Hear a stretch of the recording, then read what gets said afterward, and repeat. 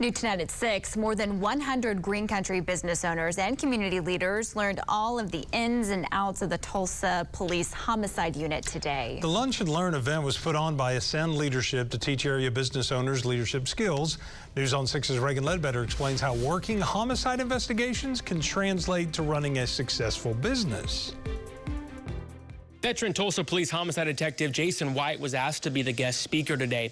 His unit has almost a 100% solve rate. He says that's the result of good leadership skills, like being able to work well as a team, taking responsibility, and always being willing to learn in order to get better. Detective Jason White lives a much different life than just about every person he spoke to. They all own or work for local businesses, while White works around the clock solving murders. But White says they use the same skills any business owner would, and it starts with picking the right people. It's not necessarily what somebody looks like on paper.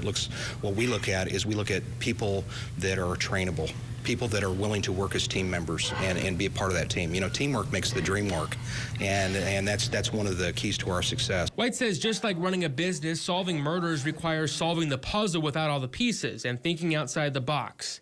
Lyndall Fields, the co-founder of Ascend, says they host quarterly lunches to give their students a broader look at leadership. He has a leadership model for doing the business he does, and one of our students, Brian Smith, has a relationship with Jason, and so through that connection, felt like it'd be a good part of our program to bring him in and pour into those who are part of the program. White says relationships with your community are also important. The Tulsa Homicide Unit is featured on A&E's The First 48, which White says is valuable to their department. I think that with any police officer, I think they need to be somewhat of an ambassador to the profession, and I think that, you know, especially since we're kind of out there already, I think that we owe it to the public to be accessible and to, you know, answer questions when we can as to what we're about. In Jinx, Reagan Ledbetter, Oklahoma's own News on 6.